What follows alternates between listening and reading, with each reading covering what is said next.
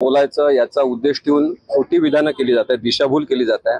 तपासामध्ये खरं तर हा अडथळा आहे। पोलिसांनी अशा लोकांवर कारवाई करायला पाहिजे, परंतु पोलीस त्यांच्या तपासामध्ये व्यस्त असल्यामुळे आम्ही विक्टीम तर्फे आज अर्ज दाखल केलेला आहे आणि अशी विनंती केलेली आहे की जे अशा प्रकारे न्यूसन्स क्रिएटर आहे त्यांच्यावर कारवाई करावी आणि त्यांना समज द्यावी, ऑर्डर एक काढावी की या केसच्या संबंधित जे लोक असतील त्यांनी जे प्रत्यक्ष कोर्टात झालेला आहे त्याचं वृत्तांकन जरूर करावं। तो अधिकार मीडियाचा आहेच, मीडियाचा तो अधिकार आहे, फ्रीडम ऑफ प्रेस आहे, परंतु जे झालं नाही कोर्टामध्ये ते सांगणारे जे लोक आहेत त्यांना मीडियाने सुद्धा प्रसिद्धी देऊ नये, त्यांनी तशा पद्धतीने काही सांगू नये।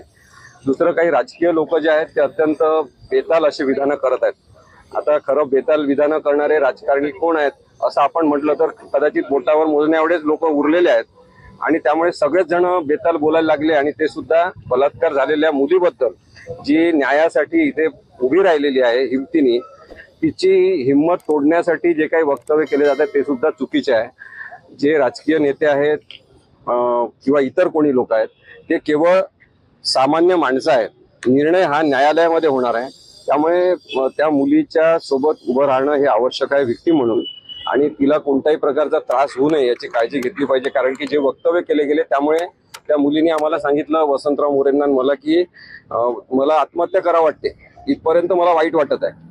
ती सुशिक्षित मुलगी आहे जिने आपल्यावर झालेला अत्याचार सांगण्याचा प्रयत्न केलेला आहे। तिच्या बाजूने न उभं राहता अशा असंवेदनशील पद्धतीने जे वक्तव्य करतात त्यांच्यावर मनाई हुकूम मागण्याचा आम्ही प्रयत्न केला आणि कोर्टाने उद्या 11 वाजता सुनावणी ठेवली।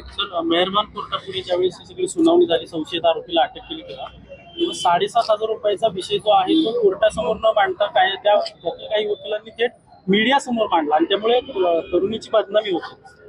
नाही, मी आत्ताच सांगितलं की काही प्रत्येकच व्यवसायामध्ये काही असंवेदनशील लोक असतात, त्यांना संवेदनशीलता आणण्यासाठी खरं तर प्रशिक्षणाचे कार्यक्रम सातत्याने घेतले पाहिजे।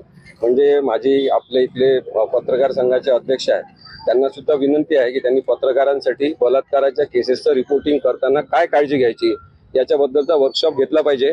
म्हणजे असे बेताल वक्तव्य करणं तुम्ही दाखवूच नका ना कोणाला, म्हणजे काही गरज नाही त्याची, कारण पत्रकार हे तिसरा डोळा आहेत समाजाचा, त्यांना माहिती आहे कोणाचं बरोबर आहे कोणाचं चूक आहे।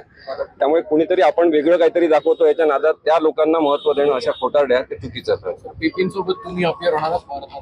आम्ही आज वकीलपत्र दाखल केलेलं आहे, त्यामुळे 12 तारखेला आम्ही अपियर होऊच, पण उद्या सुद्धा सुनावणी आहे। त्याच्यामध्ये वसंतराव मोरे यांच्यासारख्या काही राजकीय नेत्यांनी पुढाकार घेतलाय, तिला मदत करतायत, ते ही चांगली गोष्ट आहे। मला वाटते की